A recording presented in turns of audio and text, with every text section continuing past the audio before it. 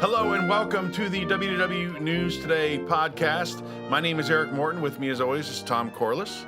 And we are in the middle, actually we're at the end now, our final episode of Unbuilt Disney Attractions, part 4 of this 4-part thing. And in terms of total episodes that we've done, Tom, what episode is this now? 9? Is this episode 9? I guess so. I don't know. Time really flies. I just show up.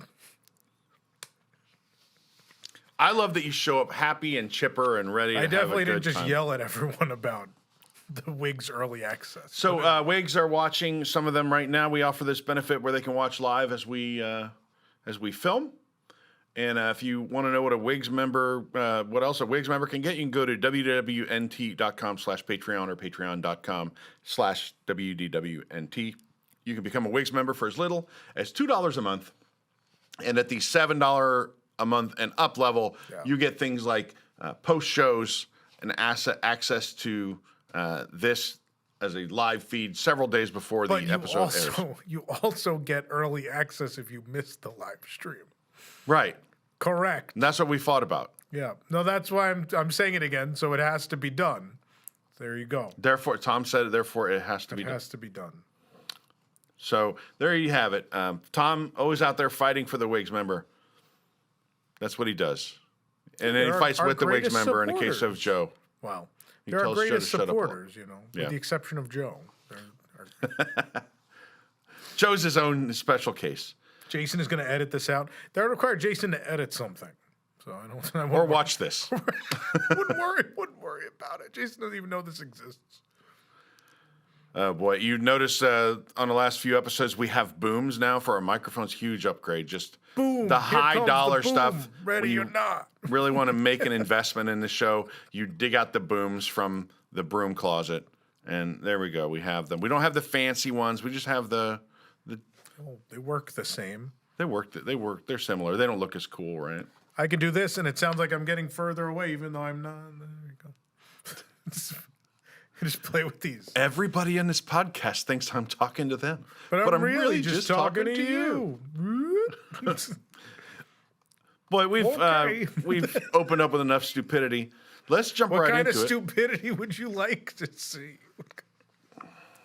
I wore my Worlds of Fun shirt for you today and everything. Oh, Jake yelled at me to not move the mic now. I got yelled at. Does it sound okay, Jake? We can move forward if it should sounds I move it somewhere else? Mm-hmm. Maybe to Pittsburgh? I can keep going with these Muppet Vision jokes all day. I think it's a little low. It was up here, I think. There you go. Just for clarity, when you say the mic's a little low, that has nothing to do with the people running the soundboard. That's up to you to fix that. It's good, thank you. All right.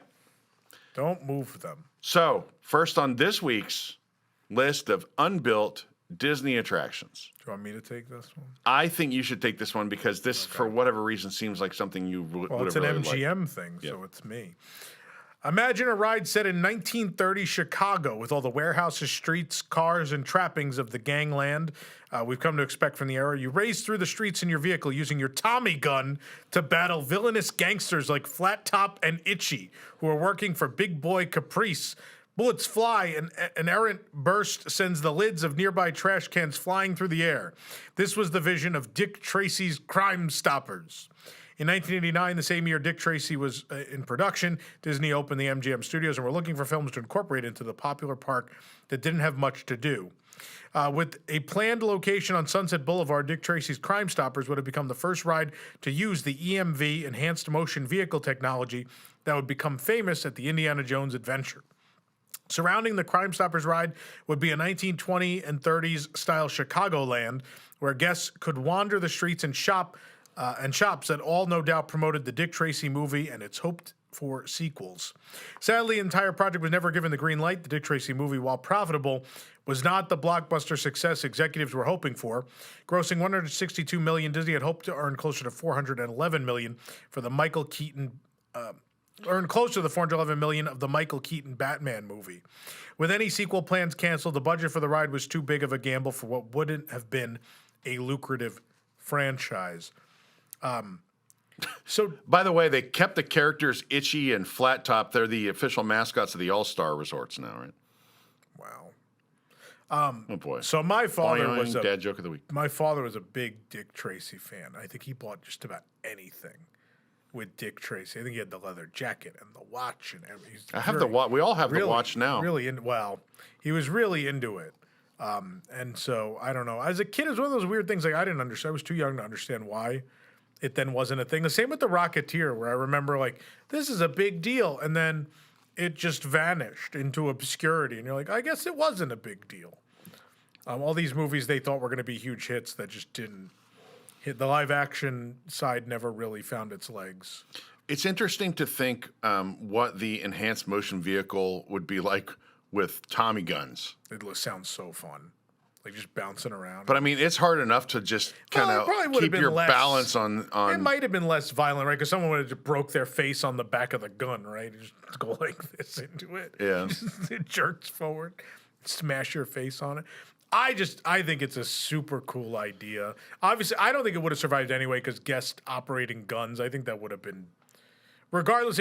Even if Dick Tracy became this mega franchise, the ride would have changed at some point anyway. If you think Indiana Jones Adventure breaks down a lot now, imagine if they tried to build it 4 years earlier with guns.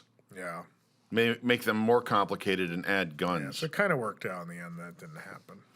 I don't know. In that movie, I haven't seen so much as like a thumbnail for that movie on streaming service. I haven't seen it. That movie just disappeared from public consciousness with it. Like, and they tried real hard. They pushed it real hard. Well, Warren Beatty apparently also, like, they did talk about doing the sequel. Warren Beatty was a real pain in the ass about it because he was the one that had the rights. Well, in any case, it did not happen. Sunset Boulevard would have to wait for its good attraction. That's my guilty pleasure movie, though. I love watching. I mean, the set. When is the last time you saw it? I wouldn't know where to find it. Probably like 2-3 years ago. Really? Yeah, it was on TV. It used to be on TV pretty regularly, like with stars and stuff like that. It was on pretty regularly. Well, next we have Geyser Mountain, which was planned for Disneyland. I'm sorry, Disneyland Paris. Yes. The Geyser Mountain attraction was originally intended to be placed in the Frontierland area.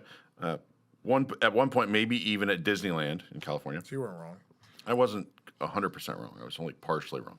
The storyline was that the guests would ride a drilling machine where they encountered a geyser. This would toss the riders up and down Tower of Terror style. Again, before Tower of Terror existed. And I would say it sounds like the movements would be more similar to now the Guardians of the Galaxy mission Breakout, which is kind of a bouncy as opposed to a straight free. The Tower of Terror. The other weird thing is you'd kind of be in a roller coaster train when it did this. So you'd be seated in a roller coaster train. So think of like Hagrid's when the track drops, but doing a lot more up and down kind of thing. But yeah, this was, of course, Paris didn't succeed. It didn't get built, and the rest is history. We'll get into that later. We've talked about it before, about Paris being blamed for everything. Guess which one I get to talk about? This is the... All right, so if you Should I go grab the shirt? If you watched, yeah, go get the shirt. No, I'm not going. If you watched WDW News tonight, and who doesn't, a couple years when we had a March Madness bracket tournament of the best unbuilt Disney attraction of all time, this one became so popular that we made a T-shirt. Well, because we I still haven't sold out of. It. So the backstory is the story starts before March Madness. We did a Back to the Future, which I think it's still on this channel, many years ago, which was about the Switzerland Pavilion planned for Epcot. It was part of the Matterhorn in general because we talked about the Disneyland one too. But we had essentially the proposal, the whole book for the Switzerland Pavilion at Epcot, and they planned a Matterhorn, and it was weird. It was very strange. Where the backstory was that the Matterhorn was actually home to a secret Swiss bobsled training facility. So the backstory is you go through like a secret entrance. It looks like you're in a shack or something, right? Like a tiny outhouse, and you go through the door, and then suddenly it's actually this high-tech facility where they're training the Swiss bobsled team, and you're going to run this training course. Were you going to mute that eventually? But you're going to... I was trying to reinforce your point. Bing! Like, this is great. It's a secret Swiss bobsled training facility. That was the backstory. And there were two different versions. One where it was like kind of Space Mountain-y, and it was in the dark, and there's just a lot of neon props. It's weird. And then another version that you actually go through the mountain and things happen. A cheaper version and a more expensive version. But that's why, because it became this, like, people die. I remember doing that live. I didn't show anyone the plans before we did the segment. Right. And I remember, like, Scott Smith, who used to be on the podcast, we open it up, and I get to the part where it's a secret Swiss training facility, and he just starts dying. He's like, what? What's happening? So, yeah. I think of like... That's the Epcot version. The other version is around the same time it was envisioned for Magic Kingdom, where it would have been kind of directly behind the castle. I remember seeing art on a VHS tape many years ago for the proposal, where the Matterhorn is lined straight up with the castle. So castle here, and then further back in the park Matterhorn. And so they're right behind each other. And it would have changed the skyline. Forever you would have had the castle framed by the Matterhorn, which would have been super weird. Yeah, but for a number of reasons, neither of these never happened. I like this idea of a secret base, though, and I've inevitably transported to like video games. I remember there is a real like Russian submarine base that's like under a mountain where the submarines would go in there. It's somewhere in Crimea. But maybe the Swiss government. I mean, the Swiss being a peaceful people probably wouldn't take an offense to Disney pitching them a secret facility. No, that's what I love about it, right? So then you think Ivan Drago, like in Rocky, in this like high tech. Rocky's like training in a barn in Rocky IV, like dragging logs through waist deep snow, and Ivan Drago's like on a machine that mimics what he's doing. And I love the idea of the friendly Swiss people who are like doing this, but for something as trivial as bobsledding. It's not for pugilism or physical combat or a war. It's to be faster at bobsled. Yeah. I love the idea. I think this idea should never die. Yeah. I think they should keep this alive forever. Did this win our This March? One. This and one. Then Josh of Easy WDW, you may remember, famously at the end goes, "Well, I'm sure glad we picked something that doesn't exist already at Disneyland to win this tournament," which was a fair point. It kind of just won because it became a meme of sorts. That's mostly what happened. March Madness doesn't always do a good job of choosing the best one. I believe the year before I got involved, they chose Cosmic Rays as the best counter service restaurant. And Sci-Fi won best table service. Really? I didn't know about Sci-Fi. Sci-Fi more people are right with because the setting is unbelievable, right? It is the most themed Disney but the food's restaurant. No, the food's no good. Same for Cosmic Rays, right? I think it was the same thing where people love the atmosphere. People love to watch Sunny Eclipse play, but the food is garbage, but it still won. People like our tangents. What are the top 5 table services at Disney World that are Disney-owned restaurants? Top 5 table service? Yeah. Oh, my God. That is rough. Well, you brought up one of them. I think right at the top of the list is Flying Fish. After eating there the other day, it's somewhere absolutely in the 5. fantastic. Yeah, Flying Fish. You're going to say Jico and Sanaa? Jico or Sanaa? Sanaa, definitely, because you got to have something that's not a signature in this conversation, right? I'm throwing Ale and Compass into very similar to Sanaa, that hidden gem. Not everyone knows about it, but every dish is fantastic. It's a good time for everybody. Citricos for sure. Love Citricos. I've never eaten a Citricos. Yeah. Or I've not eaten at Victoria and Albert's or I just drew a blank. What's the other one at Grand Floridian? Grand Floridian Cafe. No. There's Narcoossee's. You have never eaten at Narcoossee's or Citricos. You're not missing. Or Victoria and Albert's. Citricos is, as the kids would say, banging. Okay, so we're at 4 for you. I don't know who else to throw. What are the other like fancy? You can't really count like Kappa, even though it's got a Michelin star, right? Because it's not Disney Tiffin's operated. is still great. I still love Tiffin's. That's in the conversation for sure at Animal Kingdom. Mm-hmm. This is a weird one. You ready for a weird one that's only a recent Hold on, I'm going to try to guess. You're never, in a million years, you would never guess the restaurant I'm about to name. There's no Liberty way. Tree. I don't know. No. I don't know. There's no way. Whispering Canyon. I like Whispering Canyon. There's but it's just the skillets, It's not right? really what I would... Now, hold on. You're like, oh, it's just the skillets, blah, blah, blah. And I agree with you for a while. But then we had... What event did we just have where we brought all the WIGS members? Some event, yeah. What year is it? I guess it was for Animal. Was it for Animal Animal Kingdom 25th. Or no, our anniversary event in July. That's right, the 16th. Yeah, 16th. The Unscrupulous 16. Yeah. We brought 30 people, and I'm sitting there, I'm eating the skillet. It's like, wow, this fish is cooked really well. The cauliflower is perfect. these potatoes are fantastic. And the more I'm eating, I'm like, everything in this dish is fantastic. These guys are making giant batches of this stuff. Like, what is going on here? And so I'm like, I got to go back and see if this is real. I've been back 3 times since then, and every time everything is cooked perfectly, right? So it doesn't need to be a signature. Everything they do, I get the lighter side skillet, which has for no reason, it's not a vegan dish, has the vegan sausage I love, which I rant and rave about. But the potatoes, the vegetable, everything's cooked so well. And you wouldn't think, you're like, oh, it's just one of those all you care to enjoy restaurants. It'll be fine.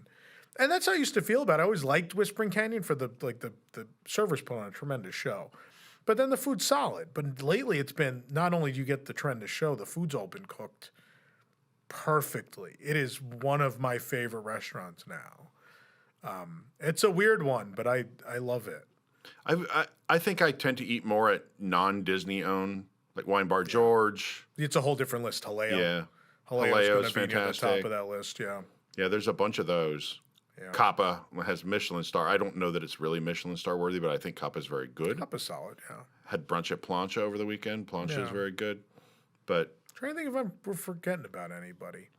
Oh, Sebastian's Bistro, right? We have a YouTube it's a good review. deal. It's a good deal. Yeah, and the food was good too. Sebastian Bistro, probably not top 5, but top 10 or 15 probably. But I mean, for $35, you can't The beat value, that on property. right? For That's a $35, big it's the part best of meal it. you can get on property. Yeah, sure. Right. Yeah, and then Toledo. Don't sleep on Toledo either. I like Toledo. Plus, you can go to Dahlia for. Obviously, Brown Derby's in my 5. No, I knew that. Cobb salad. I forgot my Cobb salad and my bread. Yeah, that's always going to be my top 5. Yeah. Well, to We have those to do a whole folks, good episode. job. We'll There's do gonna be a more whole episodes on this. Yeah. We have arrived at our next. Oh boy, this is a big one. Space Station Earth. That was at the doomed Westcott project. Yeah. Westcott was a planned second theme park for the Disneyland Resort in California. It was essentially a new age version of Epcot Center, dedicated to the celebration of human achievement, namely technological innovation and international culture. The park would have been represented by Spaceship Earth as its icon. Station Space Station Earth as its icon. Now, in Future World, Space Station Earth was going to be 300 feet tall. For reference, Spaceship Earth at Epcot is 180-ish feet tall. And have a golden exterior. It was going to be gold, a garish 300-foot tall golden ball. Obviously, it was going to have those FAA lights on top of it, right? Over 200 feet tall. But, I mean, think of a ball that's 100 feet taller than a Tower of Terror. Would have been cool. I mean, Westcott, you ever look at the art? We have Westcott art in this room, actually. Yeah. That would have been a really cool thing to see. You can say, though, that this is one of those projects that probably one of the reasons it didn't happen, other than it was pretty fantastical, was being gun shy from Disneyland Paris, right? This and Disney Sea, which was going to be in Long Beach. Yeah. And now, I think Westcott is a bad name for this park. I hope they would have gone with something else. I don't know.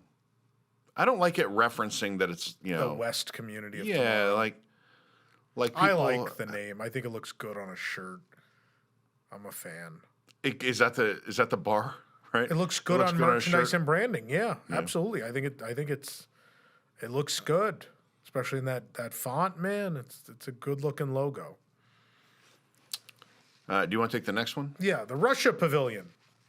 A Russia Pavilion was once envisioned for Epcot in the early 1990s. The Russia Pavilion was envisioned to be built in the northwest corner of World Showcase, where next to Germany Pavilion, 5 acres of land were available for the newest pavilion of World Showcase. The main attraction of the pavilion would be an 800-seat theater presenting a show entitled Russia, the Bells of Change. There is a full video on YouTube of the presentation to create this pavilion.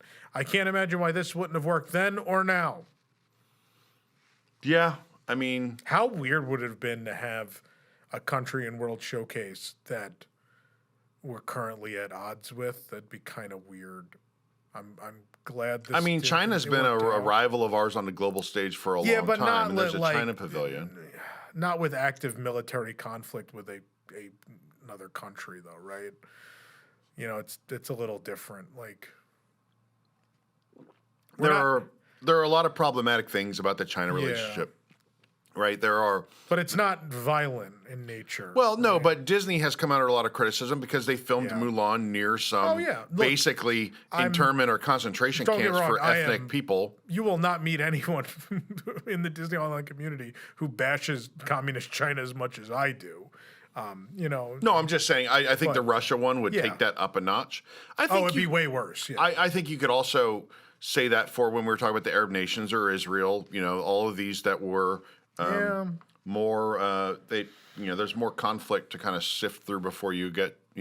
People when they think of some of these places think of conflict before culture sometimes. True. Just because that's what they see on the news, that's what they see, in their lives, and I can understand this. I think the Russian pavilion would have been cool.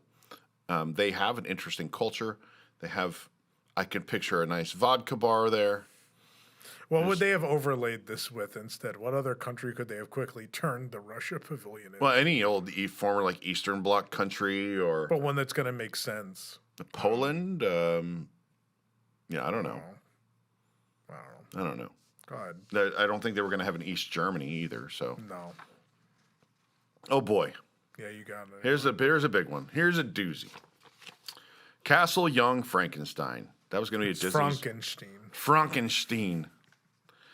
Disney's Hollywood Studios. In 1989, the Imagineers were meeting with Mel Brooks. Yes, Disney's attraction creators were meeting with the man who brought us Blazing Saddles and Spaceballs. The goal was to convince Brooks to begin producing his films using the facilities at the newly opened Disney MGM studios. Mel and his son Max were huge fans of Disneyland, so Michael Eisner thought he could tempt him to work with Disney. Disney MGM Studios was a new concept. Universal had a backlot in Hollywood that wasn't really a theme park and was building a theme park in Florida that wasn't really a working studio. Combining the two was something different, and Brooks's ride would be getting in on the ground floor of the new park. After 6 trips to Imagineering and many phone calls, Brooks was ready to start his attraction. At the time, the goal was to be funny and scary, which is what led to the Imagineers to create Castle Young Frankenstein. The funny, scary vibe fit well with one of Brooks's most popular movies there. Young Frankenstein was about a young man finishing his grandfather's work for the Frankenstein name. The attraction would be in the castle with the queue winding through the streets of Bavaria.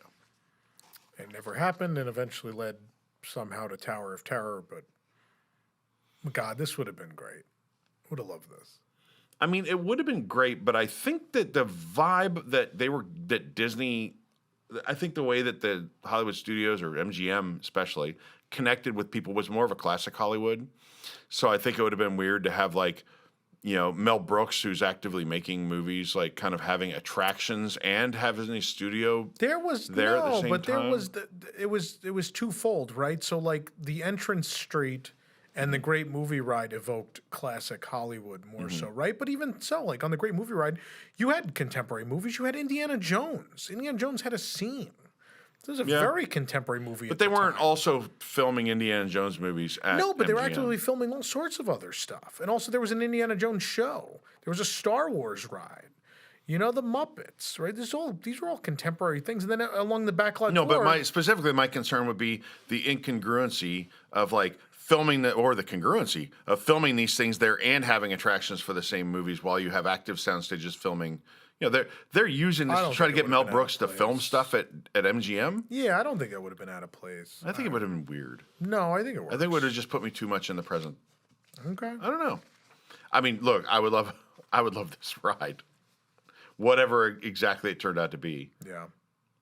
But I don't know. I could see why none of the Mel Brooks stuff happened. It's something I love and something that Makes probably me doesn't sad. fit. Yeah. Professor Marvel's Gallery of Illusions at Disneyland Park, a carousel theater show featuring strange and unusual things. The show featured Professor Marvel showing off all of his magical finds, including a purple dragon. Professor Marvel, of course, eventually became Dreamfinder, and one of his creatures transformed into the lovable Figment, our Lord and Savior. And this was Discovery Bay again. Carousel theater show. Professor Marvel was a dragon collector. This has nothing to do with Marvel. No, but again, Tony Baxter worked on this, and the hallmark of Tony Baxter's career is holding on to every idea for dear life and never letting go of it until you finally squeeze it into something, right? Right. So look at like the litany of things from Discovery Bay, the Hyperion, the movie tanked, it's never going to happen. He somehow gets the thing to be part of Disneyland Paris. Somehow this irrelevant movie, they build a full-size airship, right? The Nautilus was supposed to be in the bay. That ends up in the middle of Discoveryland in Paris. That's not also. really due to their films, though. They fit this aesthetic that they wanted, right? This sort of steampunk You aesthetic. could argue it doesn't make sense why it was approved. The glass, like Discovery Bay had these buildings with these big glass roofs, right? He keeps fighting. He works on the land pavilion. He tries to make it the big glass dome building. That doesn't happen. He then moves to the Imagination Pavilion. He finally gets his glass roof. It's not the same, but it's the pyramids. But he gets his big glass roof finally. The man would not let go of anything. The same with Professor Marvel. Like that character begins as Professor Marvel. He's then the land keeper. When he worked on the land pavilion, he tried to get this bearded, suited man into there. And then he gets Imagination. We're actually going to talk about that later. Here we go. He just would not. He'd have an idea, and it would be, I'm getting this into something, whether you like it or not. I mean, that's good, right? Someone I that fights for something that they think is going to... They all worked out, right? But it could be bad if it's not a great idea and you just keep forcing it on. But if you don't have people that have that sort of clout to fight for these things like Tony Baxter, then what you get is what we're getting But like now. it could have been bad, right? The land keeper. Would anyone have cared about the man in a suit, the pudgy bearded man in a suit who's fighting for you to, save the Earth? I don't know if he would have landed with people. I think it depends on how it's executed. I mean, the Dreamfinder connects with people. He does, but it makes sense. It all worked very well. It was very natural. I think he worked as Professor Marvel too. This guy that collects dragons, as the guy who is the keeper of the land. I don't know. Anyway. All right. Bullet Train at Epcot. This ride technically would have been a simulator, but it would share many similarities with the Circle Vision films of Epcot. The train would have limited movement while film plays showing beautiful locales throughout Japan. At one point, it even had a Godzilla theme. Talk about another franchise that I think is grossly misrepresented in the theme park world. Godzilla. Man, I would die for a great Godzilla attraction. This wouldn't have been. What do you mean misrepresented? Like it has no representation anywhere. Godzilla, not one of the most represented. famous. Okay. It's a giant monster movie. There are some little things here and there. So I stand by misrepresented. There's some little weird things. I think there's like an action park in Japan where you ride a zip line through his mouth. And there's a Sign me up for that. There's a hotel themed to him in Tokyo as well, where there's a giant Godzilla statue like peeking out of the building. It's really cool. But that's what I just can't believe no major theme park ever built a Godzilla ride. That blows my mind. The Bullet Train, though, sounds suspiciously like Fast and Furious Supercharged, where I think it you're sounds like the Hogwarts in Express. a motion simulator. I think it's just what you sat there and there's a film and you're like jostling around. Hogwarts Express. Yeah. It's not Vin Diesel. But it wouldn't actually gone anywhere, All right. Boy, how many Japan things are there? These are now 3, right? Because we have Meet the World. It's the story of Actually, any pavilion that doesn't have an attraction. That's pretty much the story. Mount Fuji, Meet the World. Yeah. Bullet Train. Actually, Meet the World's not even in here, is it? Is it not on this list at all? I don't know. It didn't make it at all. It's not on here. I mean, I think it wasn't on the list because it technically it existed. It was built in. They did build it. Would have been identical. Yeah. If you want to go on an acid trip, go watch Meet the World. Go find a video on YouTube. It's classic Disney. It's also super weird. The stork or the crane that guides these 2 children on a historical tour of Japan that, maybe briefly, glosses over some important world events. It's interesting. I mean, doesn't every country do that, right? The American Adventure. It touches on some. Yeah, it at least topics. doesn't pretend things didn't exist, right? You get to the montage. There's the somber portion of the montage, right? It's like, turns out we the people didn't mean all the people. Anyway, so we're right over here on this mountain. Wow. Yeah, I mean, look, countries that participate are going to put their foot forward that makes their country look good, and so that's what we get, right? Yeah. Circus Disney. An audio animatronic big top show that would have featured the menagerie of various Disney characters performing circus acts such as Elliot, Baloo, and King Louie, Goofy, Dumbo, Horace Horsecollar, and Bongo and Lulabelle. So animatronic. I assume this is old. Animatronic. This is for Dumbo Circus Land at Disneyland. Okay. Animatronic circus show with Disney characters. I think this would have had the same fate as Mickey Mouse Revue, which even in Japan couldn't survive. It just felt dated eventually. This would have had the same fate. I would have loved to just see it exist, but I also understand. Dumbo Circus Land, though, both Discovery Bay and Dumbo Circus Land, some really interesting ideas. It's all you. All right. We the People. That's at Disney's America. We the People was originally intended to be a widescreen 3D film for the Unbuilt Disney's America theme park. It would have had the story of the immigrant experience of Ellis Island being told from the perspective of who else but the Muppets. Later on, when a turn-of-the-century Manhattan Motor Mania ride was announced for Tokyo Disney Sea's American waterfront, the concept was being retooled, retaining the Muppets as retaining that Muppets immigrants motif, but it was ultimately shelved and replaced by the Tower of Terror. Yeah. The story there goes that the Japanese do not necessarily, they don't know the Muppets super well, and so that's why it really didn't happen. But also, I think that changed relatively quickly. I think they knew they were going to do Tower of Terror. They knew they were doing Tower of Terror pretty much from day one in that park, right? If you look at American Waterfront without Tower of Terror, it looks like an unfinished land. It's like, well, how is this New York? There's no super tall buildings. But then once you get Tower in there, it feels like it feels cohesive. It feels finished at that point.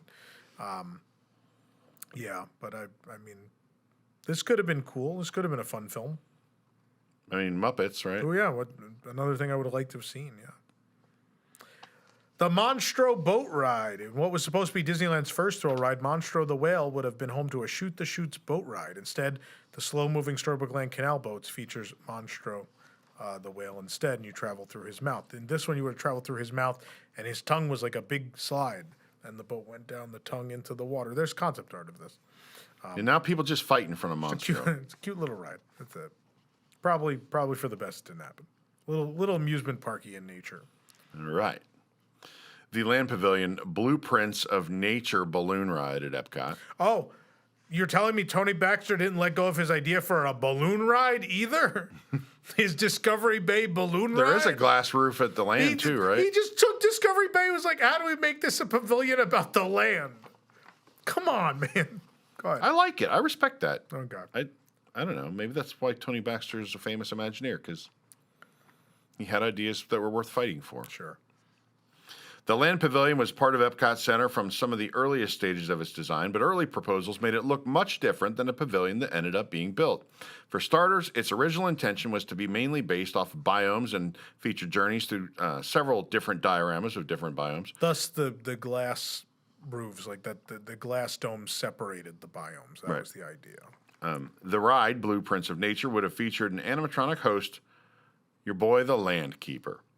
He would take you on a journey through the attraction. It would begin with a Carousel of Products style show similar to the opening scene of Journey into Imagination.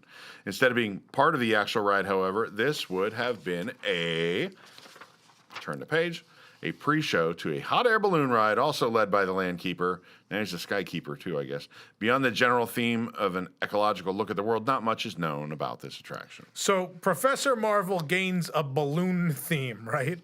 And also Tony wants to do this Carousel Theater opening portion.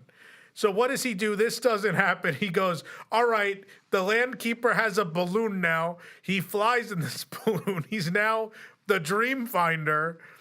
We're going to use that Carousel Theater portion on the ride. It all, the thread, the connective tissue from Professor Marvel through Land to Imagination, it's interesting.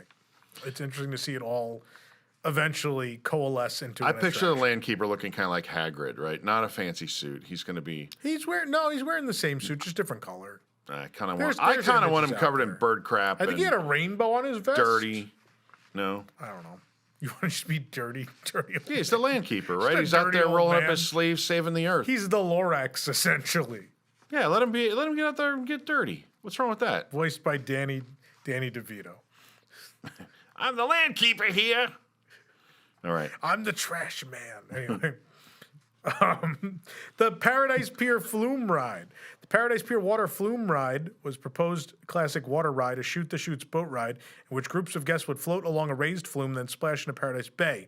The track would have weaved its way amongst the western helix of California Screamin' and around the Orange Stinger. This idea is resurrected, so since we did this segment, we recently posted a really cool article that has the plans for the Villains Pier, which was the first idea to redo Paradise Pier post-failure of DCA. And this water ride comes back again in those plans. They try again, but it never happened. Why not? I'm all for anything good being really added to Paradise Pier. This would have been really unthemed, though. It's for the best. Yeah, but it's Paradise Pier. It's all crap. I like the last Paint version something of Paradise Pier. Pixar on it. Pixar Pier is garbage. But I don't mind the 2010 version of Paradise Pier where they tried to make it Disney-ish. I have a soft spot for that version. I don't know. Go ahead. I'm just saying, if they have it now, it would be Pixar themed. You can make it. I don't know. To what? I don't know. Elemental? Does it matter? They just slap Pixar stuff on anything. Yeah, that's why that land sucks.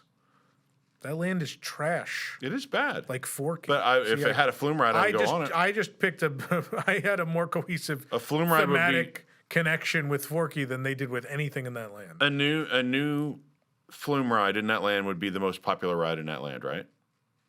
No, Incredicoaster. You still think Incredicoaster? Yeah. Every time I go there, it's like a walk-on. It has high capacity.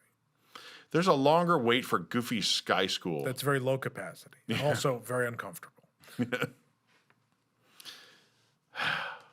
All right. We here at Disneyland now, we have Garden of the Gods. There are a number of proposals to transform Storybook Land canal boats into something called Garden of the Gods, a Mark Davis concept. The layout of Garden of the Gods would have matched the current Storybook Land, but would have always featured a lot of fountains. Chernabog would even make an appearance in this version. Yeah, Mark had some weird ideas. Okay, that's one paragraph, a few sentences, but that's already my least favorite Mark Davis attraction. Storybook Land deserved to live, right? It's timeless. It's so charming. It's a good thing it has survived as it has. Yeah, it deserves to be there. Yeah, I like Storybook Land. It's something I don't go every time I go to Disneyland, but once every year or two I need to go. All right, let's get controversial. The Israel Pavilion. This pavilion would have actually been sponsored by the country, making it one of the only ones that would have been sponsored by a government, contrary to popular belief. The pavilion would have recreated several historical sites from Jerusalem. The pavilion would have featured a stage, but what kind of performance would have happened on it is unknown. Beyond this, the other parts of the land would have been very similar to other pavilions. It would have featured a museum-like section that is found in pretty much every country, as well as a restaurant that likely would have provided authentic cuisine.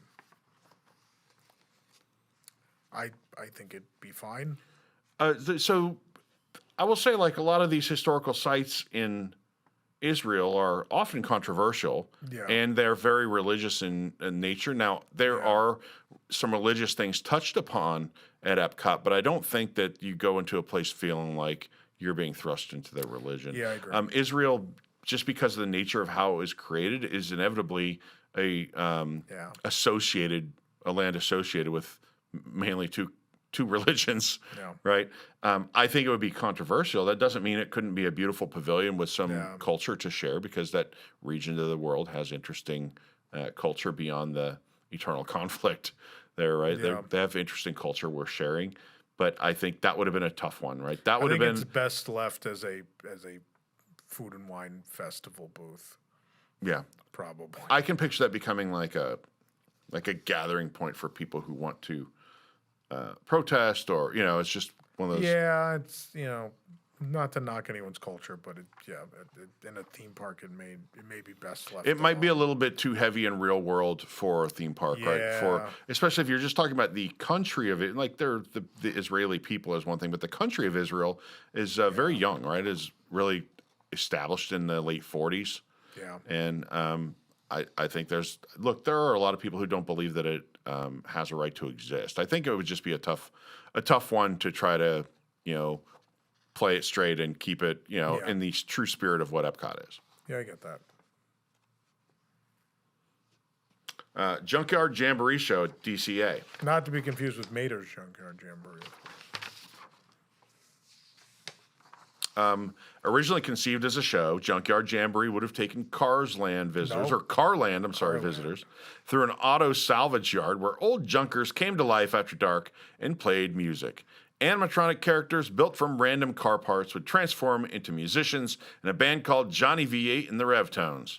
Imagineers dropped the ride concept but kept the name with Mater's Junkyard Jamboree reimagined for Carsland as a cross between a traditional teacup ride and a classic whip ride. Which kept the music theme, and the music's fantastic. Love the music from Junkyard Jamboree. I'm getting Autobot vibes from this. Yeah, another bad idea, right? That's just not a good show idea. No one was going to love this. I highly doubt that. I like the name Junkyard Jamboree, and I'm glad they kept it. Yeah, but it's not a strong show concept at all. Yeah. For the best. That's it. That was a quick one. It was a quick one. Yeah. Any highlights, lowlights, anything you want to? We've done all 4 of them now. You're not under the pressure of having voters in a bracket. Do you think? What are some of the highlights and ones that you would like to have seen? I mean, Western River. Yeah. The fact that we were denied something that was supposed to be grander than Pirates of the Caribbean with a different theme. Yeah. Western Pirates of the Caribbean, I would love that. And there's room for both of those, right? You don't have to do one or the other, which is what the direction it went in. There's no doubt it would have been a huge hit and it'd be another classic that maybe would have been replicated in other places, right? Like that's the first Disney Parks decision outside of creating Disneyland, I think, that rocks the history of the genre. I think. Really? I think so. It's the first thing that doesn't come to fruition, right? Because Epcot Center not being built as a city is after this, but I mean, in Walt's lifetime, the majority of things he didn't do were either it wasn't possible yet, or it ended up being a bad idea. And like Space Mountain was Walt's idea, just it took them a very long time to figure out how to actually do it. So it eventually made it. But Western River, I think, would have been the attraction that defined Magic Kingdom, a park that I think has a hard time defining a personality in a world where it has mostly rides that exist in other parks that are iconic from those parks, right? Yeah. I mean, that's probably the biggest miss. Biggest missed opportunity. There were other things on there that I think, some of the Muppet stuff I think would have been a lot of fun. I think the Muppet movie ride would have held on. I don't think it would have held. I think Muppet Vision did itself a lot of favors by being a really small footprint. Yep. And being located where it is. I think that's the only thing that saved it at several points. So we got very lucky. I think if Muppets had a larger footprint, then someone would have been like, well, we knocked this down. We built a whole land for this thing. And really, you look at it now, it's like, well, if we knock this land down, we really can't do much of anything with it. There's not a whole lot of room for anything. Yeah. So I feel like some missed opportunities might be the Equatorial Africa Pavilion. But we got DAC, though. Yeah. I mean, DAC really represents like East Africa, though, right? It's not West Africa, which is where a lot of the culture of a lot of people comes from that live here in the United States now. And I just think it would have made Animal Kingdom a hard sell if they already had an Africa land. I think you end up, maybe the culture of that pavilion goes away and it does become a lot of Lion King stuff in the 90s, then who knows? Yeah, you never know. I think just selfishly out of wanting more good food, the Spain Pavilion, again, would have been another good one. Obviously, they've talked about that Brazil Pavilion a lot. That didn't make our list. Something from South America would be nice to have in there. No, Brazil would be a good one. I mean, it came very, very, very close to the point at which we thought it was going to be announced at one of the expos, and then they had all that turmoil with it. There were those fires. There was a whole lot of turmoil going on there at the time, and then it just never resurfaced at that point. The Copperfield restaurant, that's not an attraction. So it ended up on what they're referring to is David Copperfield Underground, which was going to be it was a chain of restaurants, right? And one was advertised for MGM. It was on the billboard outside the park, and then never happened. Yeah, so the WIGS, I'm just going to go through and look for anything the WIGS were talking about during there. Why couldn't we not have Young Frankenstein? I think that would have been gone already. Hang on in a black and white castle. That Yeah. would have been amazing. That actually, when you think about it, like that kind of aesthetic would have been cool, and Disney could have pulled it off, right? That kind of black and white. They've done that before, where you're kind of black and white. I want Blazing Saddles. It used to play in the background loop at Disneyland until a couple of years ago in Frontierland. Mm-hmm. So, but yeah. All right. Well, that's it. If you have a favorite thing you would wanted to see, whether it was on our list or not, please leave something in the comments. We'd like to hear about it. We may come back and revisit some of these sometime. We almost have a whole nother segment between that DCA stuff that recently surfaced and all the Epcot things that didn't happen recently. So yeah. And I'd like you to imagine, if you will, a 300-foot tall spaceship that's gold. I love it. It's gold. I think they sell that at a Rebus. You paint it gold. It's there. Yeah. All right. Well, thanks for joining. Also, real quickly, we want to plug the Carousel of Products, carouselofproducts.com. That's our merchandise arm. Yeah. We sell all kinds of T-shirts, including the secret Swiss bobsled training facility T-shirt. I think there's still a few left. They're like $5. They're $5. They're really cool. They have the great. Swiss, the what do you call that? The cross? The Swiss cross. The Swiss cross with the Epcot Center logo in the middle of it. The ultimate dad joke was, what's the best part of living in Switzerland? I don't know, but the flag's a big plus. Oh, yeah. Yeah, that's a great dad joke. You can just to Someone set up the dad joke. Someone just fell over in the office. Yeah, it's 2 dad jokes for me this week. From your joke. Yeah, I'm sure. I heard that. So, again, thanks for joining us. Every Tuesday, 10 a.m., we'll be releasing episodes. And our next episode after this one is going to be live. So it won't be on a Tuesday. No. It's going to be live during our charity fundraiser show. The 50-hour marathon. The 50-hour marathon show. Tots, yeah. That takes place starting the Friday after Thanksgiving and runs for 50 hours. So we'll be wedged in there at some point. And it starts 9 p.m. on November 24th and ends at 11 p.m. on November 26th. It obviously ends with that huge auction we do. Yeah, and 100% of the proceeds will be going to Toys for Tots. Yes, absolutely. And that's our preferred charity most of the time. We did give Kids the World a little bit here and there. Whenever we don't do, if it's not around Christmas and we do some sort of event or something, we always raise for Give Kids the World. But the reason we do Toys for Tots is because many years ago, it's a very strong connection between Disney and Toys for Tots. The Disney animators actually created the original logo. The original logo had Donald Duck on that train, and that train has remained their logo since, and Walt and the company have been raising for Toys for Tots since then. It's a great charity that makes sure that underprivileged kids have a toy to open for Christmas. There was a time when even famous people were active in the military or participated in the reserve, and there was a Hollywood guy that was friends with Walt who was a major, I think, in the Army, or actually must have been Marine Corps because it's Toys for Tots. And shouldn't you know this? Shouldn't I know that, right? Well, no, it's Marine Corps Reserve. The active duty people don't really do the Toys for Tots stuff.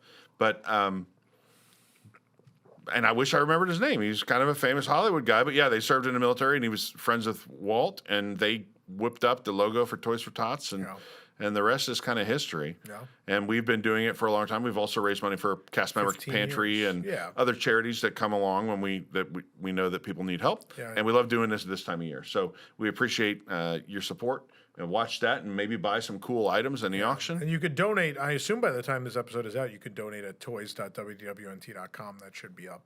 Even if you can't make it to the show, we appreciate your support for this charity. And again, 100% of what you donate goes to Toys for Tots. We take nothing. That's great. But we'll let you know. The schedule might be out by the time you're watching this too, and we'll let you know when the podcast is going to be during the event. Thanks for watching. We will see you next time. See you real soon. That slam means the show's over.